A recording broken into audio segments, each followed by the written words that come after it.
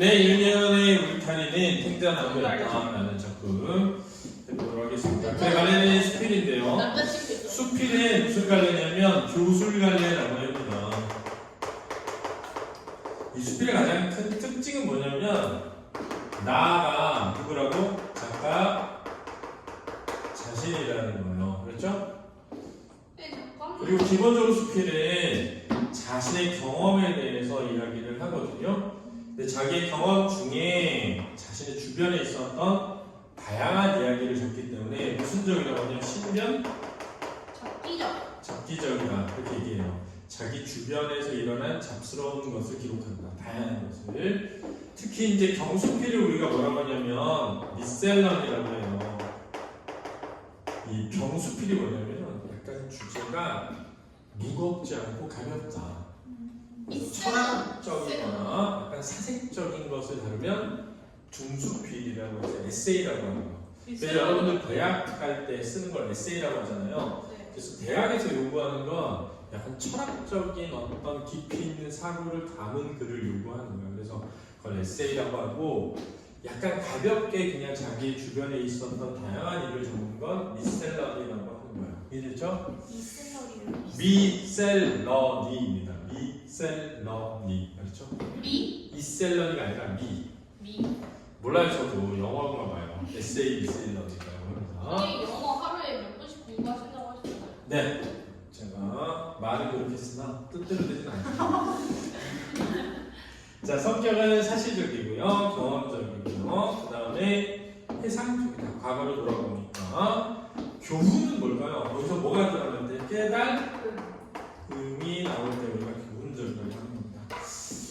제재는 탱자나무를 제재로 해서 삶의 고통에 대한 인식의 변화와 깨달음을 달고 있습니다. 그래서 이 깨달음이 곧 뭐와 연결된다? 교훈과 연결되어 있다라고 이해하면 되겠습니다. 그렇죠? 자, 그러면 한번 같이 해보도록 하죠. 어린 시절 내 중에는 자, 과거를 뭐 하고 있어? 회상적이죠. 의례가 뭐죠? 늘, 그렇죠? 보통, 당연히 탱자 한두 개가 쥐어져 있고는 있다. 탱자가 물렁물렁 휘질 때까지 쥐고 다니는 버릇이 있어서 내 손에서는 늘 탱자 냄새가 났었다.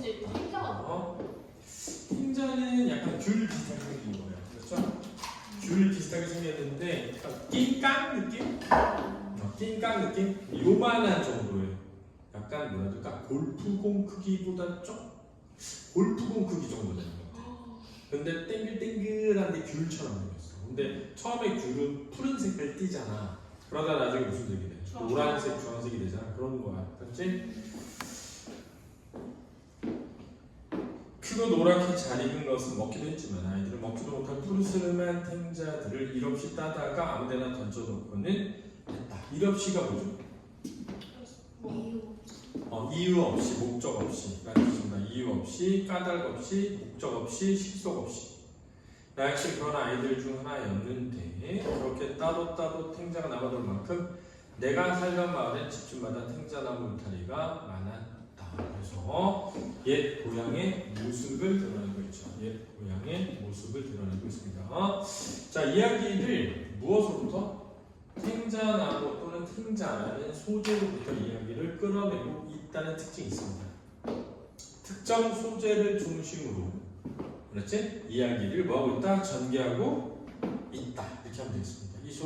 이 수필의 특징을 물을 때 특정 소재를 중심으로, 그렇죠? 이야기를 전개하고 있다. 오 되겠습니다. 지금도 고향하면 탱자의 시큼한 맛 무슨 적이죠? 미각적이죠. 탱자처럼 노랗게 된 손바닥 시각적이죠. 오래 남아있던 탱자 냄새 후각적이죠. 자, 이걸 뭐라고 하죠? 복합 감각이라고 하죠. 둘 이상의 감각적 이미지가 드러나는 겁니다. 먼저 떠오른다 그랬네요. 그러니까 고향, 옛날을 떠올리면 가장 먼저 떠오르는 게 뭐야? 탱자인 거야. 그리고 뾰족한 탱자 가시에 침을 발라 손바닥에 붙이고 코에도 붙이고 놀던 생각이 난다 그래요. 나는 탱자 가시는 모르겠고 장미가시 이렇게 해가지고 손에 붙인 다음에 침 발라서 손에 붙인 다음에 친구하고 악수하고 우와. 탁 찌르는 거죠. 인성과. 약간 좀 재밌죠? 네. 그런 거 재밌어요. 어릴 때 하던 놀이 하면 생각나는 게 그 콩알탄이라는 게 있어서 콩알탄 사가지고 던지면 팍팍 하거든? 몸에 던지면 따끔하단 말이에요. 그럼 괴롭힐 때 쓰는 거죠. 약간 왜 띨띨한 애들 있잖아. 띨띨한 애들 주확 던지고 왜 띨띨해야 나한테 덤비지 않지. 그런 거 있죠. 약간 요즘으로 따지면은 그 뭐라지? 집단 괴롭히기죠. 집단 괴롭히기. 요즘 많이 했습니다. 그렇죠? 요즘 그러면 돼야 돼. 한폭. 학폭이죠. 아마 걸렸을 텐데. 자, 일단 생각해. 가시를 붙인 손으로 악수하자고 해서 친구를 놀려주던 놀이가 우리 사이에 한창일 때도 있었다. 그러니까 이게 진짜 나도 있었거든.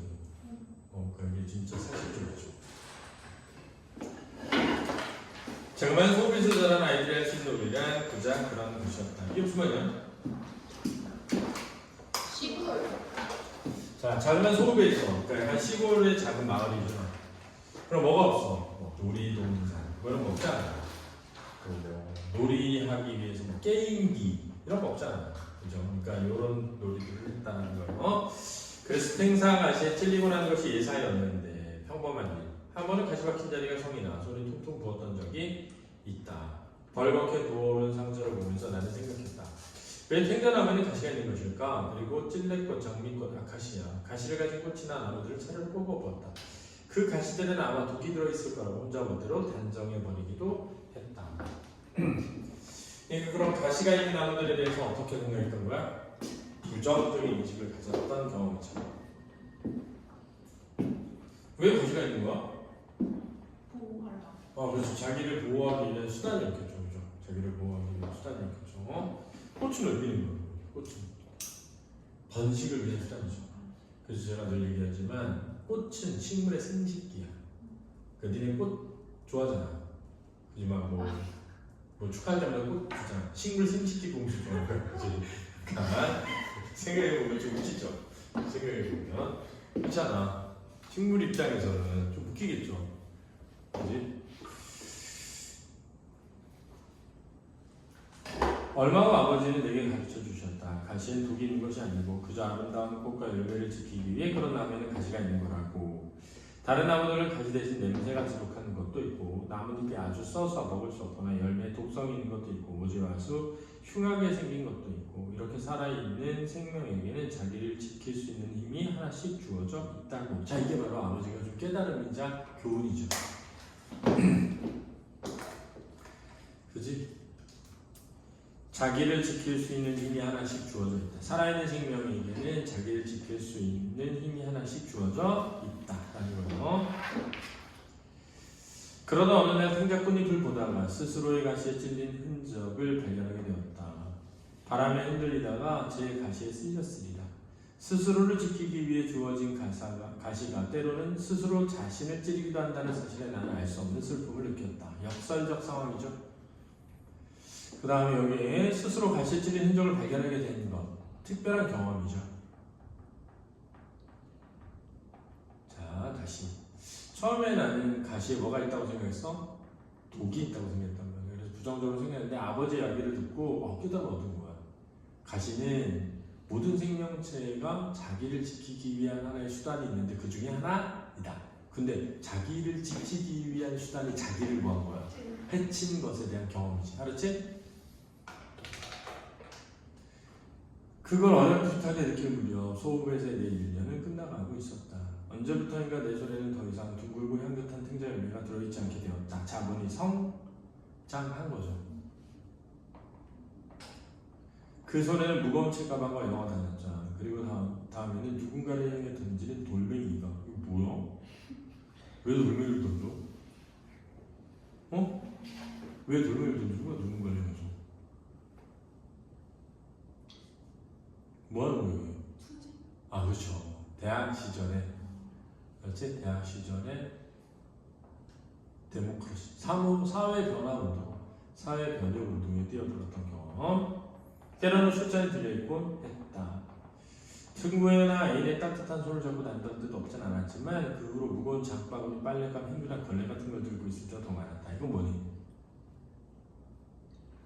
결혼 후에 무슨 노동? 가사 노동을 한 것이겠죠, 그죠? 그러니까 주부로서의 삶이지. 그러니까 손에 들려 있는 것을 통해서, 알았지? 손에 들려 있는 것을 통해서 자신이 점점 나이가 모여가면 들어가는 것을 보여준 거야, 상징적으로. 생활의 짐은 한 번도 더 가벼워진 적은 없으며, 생활의 짐, 근육법이거든. 뭐야, 생활의 짐? 생활의 짐, 뭘 의미해? 부담. 그치, 삶의 부담.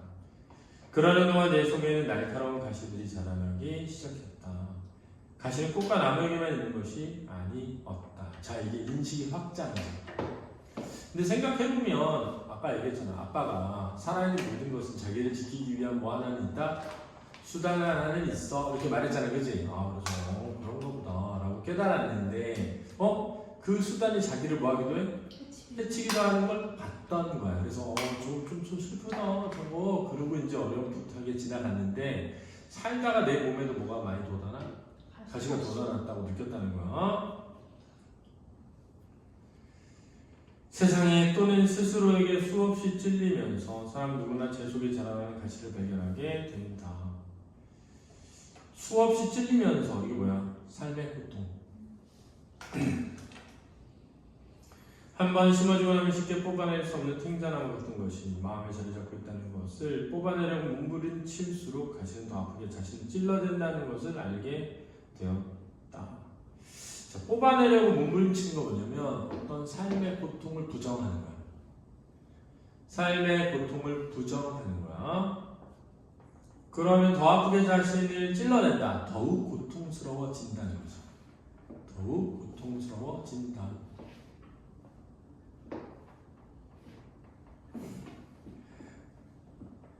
여기요. 네. 지금 비밀사항이야. 뭔 생각하는 거야? 아니 저 생각하고 있어. 뭘 생각하는 거야? 쉽게 뽑아낼 수 없는 뭐라고요?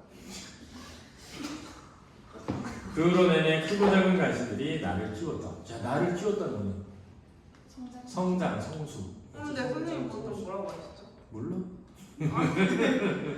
아니 뭐. 몰라? 아 뭐였더라? 성장, 성수. 아무리 행복해 보이는 사람에게도 그를 괴롭히는 가시는 있기 마련이다. 그러네요. 이건 이제 인생에 대한 보편적 인식이야. 맞지? 인생에 대한 보편적 인식. 니네들이 그렇게 생각해? 아무리 행복한 사람한테도 그를 괴롭히는 가신이 있다. 나 예를 들면 이런 거야. 진짜 너무 예쁜 거야. 그래, 물어봐. 저요? 예를 들어서 너라고 해볼게. 너가 거울을 봤을 때 너한테 못마땅한 게 있어? 네. 아, 이건 좀 약간 좀 부족하다. 느껴? 뭐 예를 들면 뭐가 좀 부족해 보여 너한테? 저요? 그냥 외모만. 눈, 코, 입 이렇게 말하면. 눈, 코, 입은 다 완벽하죠. 아, 그래? 괜찮다. 그러니까 내가 봤을 때 저렇게 괜찮은데 괜찮다고 하면 되잖아. 근데 꼭 자기가 부족한 부분이 있다는 거야. 아, 근데 저 있죠. 아, 다 있어. 그러니까 얘가 이거지. 다 있다는 거지. 네. 모든 사람은 아직 행복해 보여도 고통은 누구에게는 조금씩은 있다. 이렇게 얘기하는 거야. 그러니까 사실 이게 상대적인 거니까. 개인적으로 어떤 고통이 더 크다라고 쉽게 단정 짓기는 어려운 것 같아. 야, 너가 하는 고통은 내 고통에 비하면 별거 아니야. 이렇게 말하기는 어려운 것 같아. 사실은 어떤 사람에게는 용모나 육체적인 장애가 가시가 되기도 하고 어떤 사람은 가난한 환경이 가시가 되기도 한다. 예시지. 예시. 그래서 가시가 된다는 게 뭐냐면 가시가 비유적인 표현이거든. 고통이지. 삶의 고통. 그렇지? 나약하고 내성적인 성격이 가시가 되기도 하고 원하는 재능이 없다는 것이 가시가 되기도 한다. 그리고 그 가시 때문에 오랫동안 괴로워하고 삶을 혐오하게 되기도 한다. 부정적 역할이야. 자, 그럼 다시 정리해보자. 뭐라고 깨닫게 되냐면 세상 모든 사람은 자기만의 뭘 가지고 있다? 가시를 가지고 있다. 그렇지? 그래서 가시는 뭐야? 고통스러운 거죠. 고통. 자기에게 고통스러운 일들. 그렇지? 괴로운 일들. 근데 그 고통을 잊으려면 잊을수록 더 뭐해진다? 커져. 고통 커져간다. 이 사람의 인식이야, 그렇지? 세상 살다 보면 수없이 가시에 뭐하게 돼? 찔리게 돼. 삶의 고통을 느끼게 돼. 그러면서 내 안에 뭐가 자라나? 가시가 자라요. 그렇지? 그래서 모든 사람은 각자 나름의 가시를 가지고 있어. 근데 그걸 뽑아내려고 하면 할수록, 지금 고통에서 벗어나려고 하면 할수록 고통은 더 뭐해진다? 커져간다. 이렇게 되는 거지, 그지? 로트레크라는 화가는, 자, 예시야, 예시. 부유한 귀족이 아니었지만 사고로 인해 두 다리를 차례로 다쳤다. 그럼 이 사람에게는 이 두 다리를 다친 게 뭐가 되는 거야? 가시가 되는 거지. 됐지? 그로 인해 다른 사람보다 다리가 자유롭지 못했고 다리 한쪽이 좀 짧았다고 한다. 다리 때문에 비관한 그는 방탕한 생활 끝에 결국 도도한 생을 마감했다. 그러니까 가시, 그 안에 고통스러움과 어떤 아픔 때문에 그렇게 살았다는 거야. 그러나 그런 절망 속에서 그렸던 그림들은 아직까지 남아서 전해진다. 이게 깨달음이야. 응? 자, 삶의 고통에 대해서 알지? 이 사람은 긍정으로 인식했어? 부정으로 인식했어? 부정으로. 근데 그 부정에 대한 인식이 변하니까 뭐? 긍정의 인식이 생기는 거죠. 맞지? 내 다리 한쪽이 짧지 않았다면 나는 그림을 그리지 않았을 것이다 라고 그는 말한 적이 있다. 그러면 다리 한쪽이 짧은 건 뭐야? 그 사람의 가시지. 그림을 그린 건 뭐니? 그 사람의 훌륭한 전조. 그러니까 고통이 그 사람의 뭘 만들어냈다? 훌륭함을 만들어냈다는 인식이 되는 거야. 그에게 있어서 가시는 바로 남들보다 약간 짧은 다리 한쪽이었던 것이다. 육체적 차이. 로트레크의 그림만이 아니라 우리가 오래 고통받아온 것이 오히려 존재에 들어올리는 힘이 되고 하는 것을 겪고 난다. 그러니 가시 자체가 무엇인가 하는 것은 그리 중요한 문제가 아닐지도 모른다. 어차피 뺄 수 없는 삶의 가시라면 아까 얘기했잖아. 빼려고 하면 할수록 더 뭐하나? 고통은 커진다 했잖아. 그것을 어떻게 받아들이고 다스려 나가느냐가 더 중요하지 않을까 싶다. 이게 이 사람의 뭐야? 인식이죠.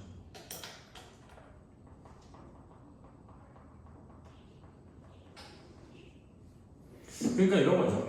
엄마 아빠가 사이가 안 좋아가지고 이혼을 했어. 그랬더니 내가 내 인생을 망쳐. 그지? 근데 엄마 아빠가 이혼한 거랑 내 인생이랑 아무 상관이 없잖아. 그지? 그러니까 엄마 아빠가 이렇게 헤어지지만 나는 내 인생을 더 똑바로 살아야겠다. 마음 먹고 똑바로 살 수도 있잖아. 그러니까 결론은 나에게 주어진 어떤 고통스러운 현실이 중요한 게 아니라 그걸 내가 어떻게 받아들이냐가 훨씬 더 중요하다고 깨닫게 된 거야. 그것마저 없었다면 우리는 인생이라는 잔을 얼마나 쉽게 마셔버렸을 것인가. 그래서 그것마저 없었다면 할 때 그것이 뭘까? 고통. 받아들이고. 그렇지. 어떻게 받아들이는가. 그렇지? 인생의 소중함과 고통의 깊이를 채 알기도 전에 얼마나 웃자라 버렸을 것인가. 웃자라는 게 뭐야?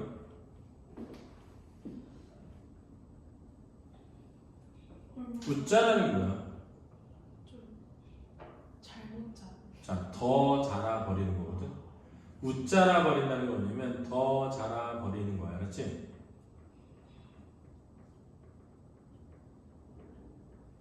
자, 그럼 이런 거야. 정신은 뭐한 채? 성숙한 채. 육체만 뭐하게 된다? 성숙하게 된다. 이런 뜻이 알았지?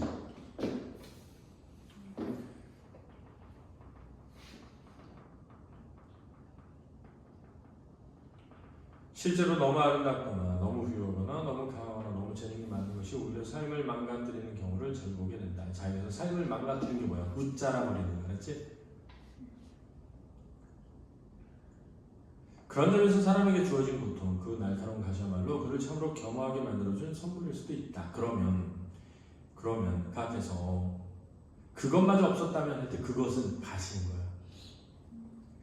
그렇지? 가시마저 없었다면 우리는 인생이라는 잔을 얼마나 쉽게 마셔버렸을 것인가. 그래서 쉽게 마셔버리는 건 뭐야? 겸손하지 못한 채. 알았지? 겸손하지 못한 채. 이런 뜻이 알았지? 쉽게 생각하고 막 빨리 살아버리는구나. 그리고 뽑혀지기를 간절하게 바라는 것이야말로 우리가 더 깊이 끌어안고 살아야 할 존재인지도 모른다. 왜? 그런 고통이 있기 때문에 내 인생이 뭐해질 수 있으니까 훌륭해질 수 있으니까 그 고통을 막 벗어나려고 하지 말고 소중히 뭐해라? 여겨라. 나의 부족한 점을 벗어나려고 하지 말고 그 부족한 점이 나를 뭐하니까 성장시키고 겸손하게 만드니까 그것을 소중히 여겨라.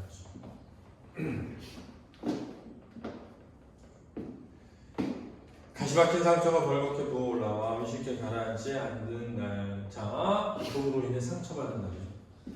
고통으로 인해 상처받은 날.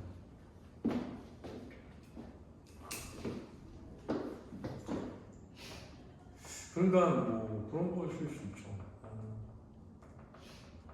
사귀던 남자친구를 헤어지게 된 거야. 근데 사귀던 남자친구한테 그런 거 물어보지. 너 왜 내가 싫어? 막 이렇게. 그랬더니 갑자기 좀 못생겨서. 그럼 엄청 상처되겠지. 그지? 그럼 이제 어떻게 해? 두 가지는 뭐야? 하나는 난 어차피 얼굴은 승부가 안 되니까 내면을 성숙시켜야겠다라고 나를 발전시킬 수도 있죠. 네가 그렇게 내 외모를 가지고 평가한다면 내가 돈을 벌어 성형을 하리라 이럴 수도 있겠지. 인간은 그거를 고맙게 생각하라고. 그렇지?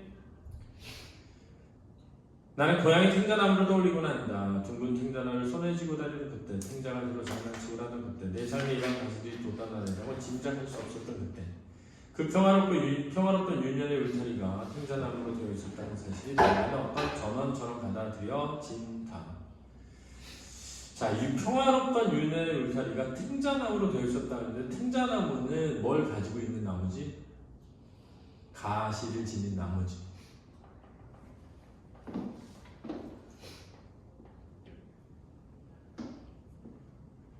내게 열매와 꽃과 가시를 처음으로 가르쳐준 나무. 내가 살아오면서 잃어버려야 할 것과 지켜가야 할 것을 동시에 보여준 나무. 그러면서 나와 함께 좁은 나의 길을 들여가고 있는 탱자나무. 눈앞에 짚푸른 탱자나무를 떨리고 있으면 부어오른 마음도 조금은 가라앉게 되는 것이다. 언젠가 탱자나무 울타리를 다시 지나게 된다면 아마도 나는 그 사이 더 굵어진 가시들을 조심조심 어루만지며 무어라 중얼거릴 것이다.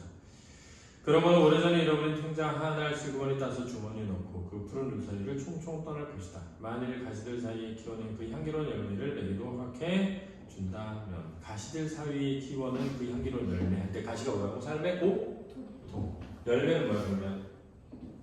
열매. 가치 있는 것.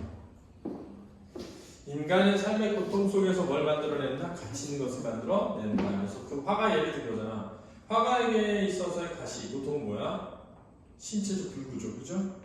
그가 얻은 열매는 뭐니? 뛰어난 그림들이지.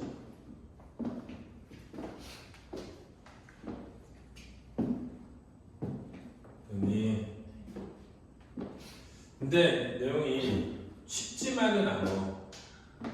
의외로 쉽지 않다. 그러니까는 이게 뭘 의미하는지를 깊이 생각해놓지 않잖아. 헷갈려. 문제 나오면 많이 틀릴 거야.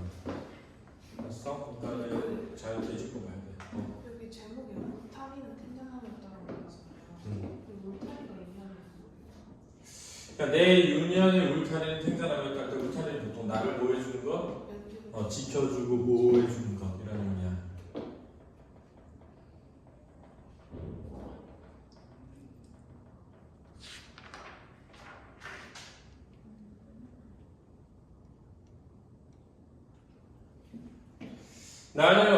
내 어릴 적에 나를 떠올리면 늘 떠오르게 하는 게 탱자나무였지. 그치? 그리고 탱자나무는 사실은 뭘 가지고 있어? 가시를 가지고 있단 말이야. 그런데 생각해보면 우리 인생은 모두 누구나 그 탱자나무처럼 뭘 지녀? 가시를 지니는 거지. 그러니까는 어린 시절에 나를 지켜주던 그 탱자나무가 사실은 인생이란 무엇인가를 늘 뭐 해주는 거야? 보여주고 있는 거지. 그래서 그 가시가 있지만 탱자나무가 탱자를 뭐해? 열매를 맺는 것처럼 우리도 고통 속에서 더 가치 있는 무엇을 만들어낼 수 있다는 거지. 우리가 우리 몸에 가시가 없다면 좋을 것 같지만 가시가 없었다면 어쩌면 너무 웃자라서 진정한 가치를 발견하지 못했을 수도 있어 라는 거지. 그러니까 어린 시절에 등장하는 나에게 인생이란 무엇인가를 뭐하게 해주는, 깨닫게 해주는 거지. 이해됐니? 또 질문 없이요? 자, 수고했습니다.